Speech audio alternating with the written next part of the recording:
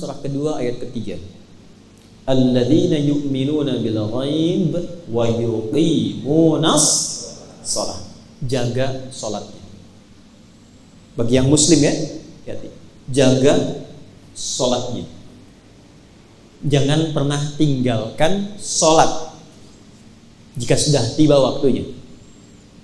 Nanti bedanya cuma di masalah berjamaah atau tidak. Satu. Yang kedua, tepat waktu atau menyesuaikan dengan kondisi Anda bekerja. Tapi prinsipnya jangan tinggalkan sholat. Itu satu. Sholat itu dari kata silah, hubungan yang sangat kuat. Ada namanya silaturahim, hubungan yang kuat sehingga saling memperhatikan dan menyayangi. Jadi silaturahim itu bukan saat Anda datang, Anda sapa, Anda kenal, pulang. Bukan itu. Saat Anda pulang, tidak melihatnya, Anda masih ingat, Anda doakan dia, itu silaturahim. Hubungan yang mengatur kita dengan Allah supaya terhubung terus dan ingat Allah di setiap keadaan, itu disebut dengan sholat. Semakin tinggi sholatnya, semakin diperhatikan kita oleh Allah untuk dimudahkan pekerjaannya. Jelas? Oke. Satu. Belum selesai? Maaf, kita sampai jam berapa ya? Ya. Sampai asar ya? Baik, masih ada waktu ya? Setengah jam. Yuk pelan-pelan sini. Ini saya mau detilkan. Saya mau kasih rahasia sebentar ya. Anda kalau bisa praktekkan ini, maka sudah ada jaminan dari sejak zaman Nabi, ini akan diraih bahkan di luar batas yang bahkan telah kita tetapkan. Salat. Tolong kita komitmen dulu ya.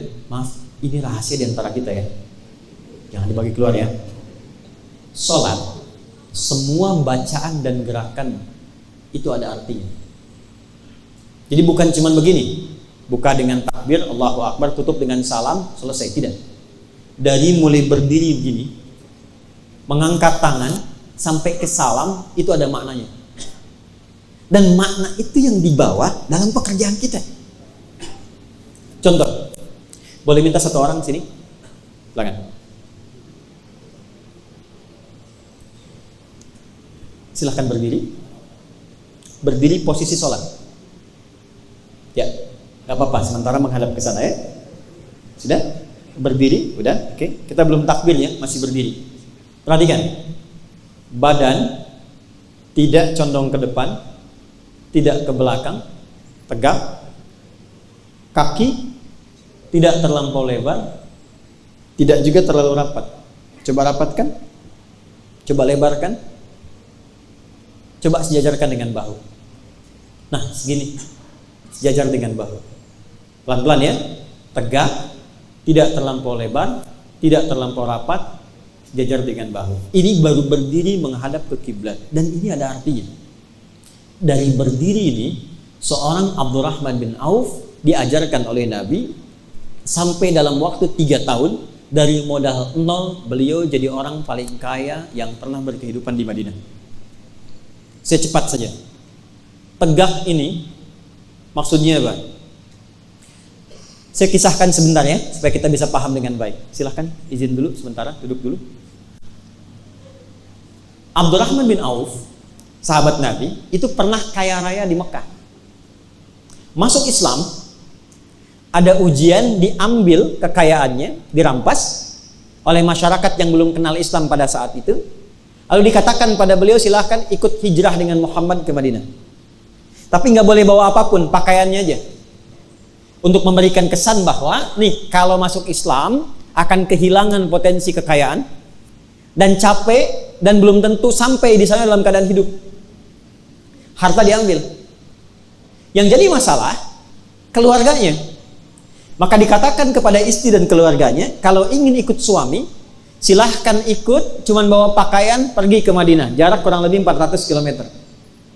Tapi kalau Anda tinggal di sini, maka semua harta suami akan diberikan, dan silahkan pilih laki-laki paling tampan yang ada di Mekah, kami fasilitasi pernikahannya. Sebentar ya.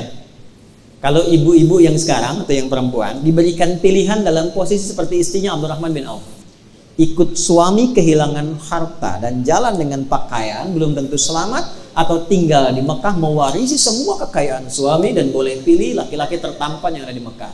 Pilih mana? Ikut atau tinggal? Jangan dengarkan bisikan yang tidak jelas. Alladzi yuwaswisu fi sudurin nas. Tinggal atau ikut?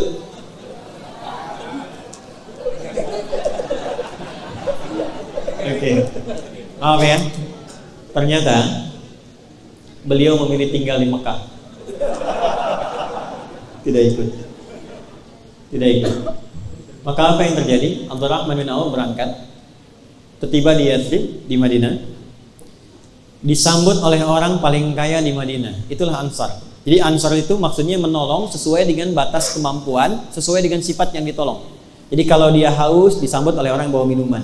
Dia lapar, disambut oleh orang bawa makanan. Ini orang pernah kaya, jatuh fakir, maka disambut oleh orang paling kaya lagi di Madinah.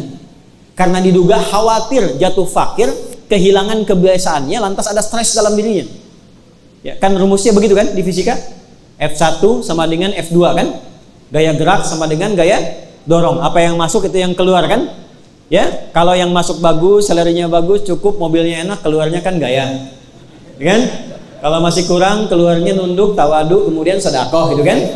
Ya kan? Tapi kalau semakin tinggi, gayanya tinggi, persamaannya kan hukum Pascalnya F berbanding lurus dengan P kan? Ya kan? Gaya berbanding lurus dengan tekanan kan? Ya kan? Semakin banyak gaya, semakin tertekan kan? Ya. Nah, ini dikhawatirkan kekayaan yang tinggi, gayanya tinggi, jatuh fakir, gaya belum hilang. Maka apa kata orang kaya ini? Akhil karim, khudnis sanari. Saudaraku, saya pernah dengar, sami'tu annaka kunta ghaniyan. Saya pernah dengar Anda pernah kaya. Kalau ingin kaya lagi, ambil setengah harta saya. Saya dengar Anda ditinggalkan oleh istri dan keluargamu.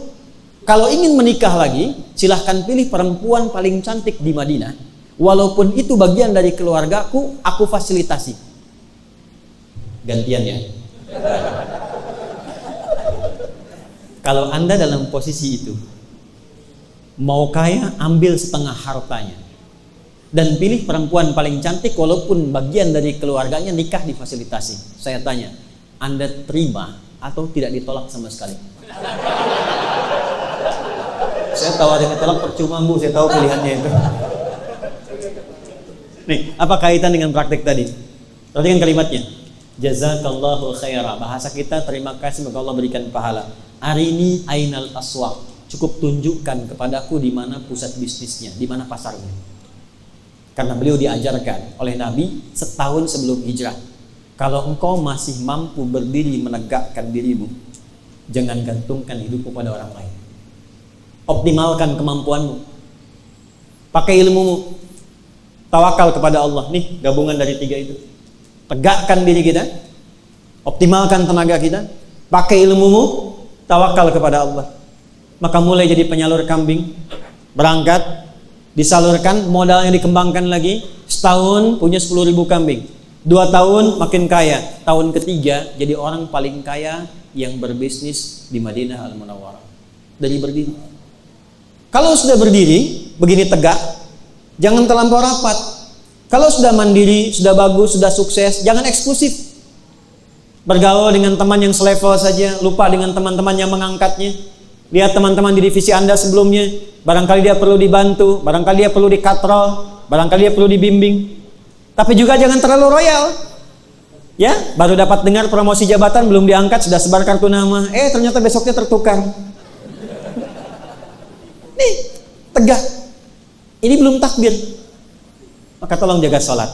Tapi saat yang bersamaan, pelajari, saya ulangi, pelajari makna dan bacaannya. Karena isyarat dari Al-Quran, ada orang yang sholat tapi tidak mengerti apa yang dibaca dan dilakukan dalam sholatnya.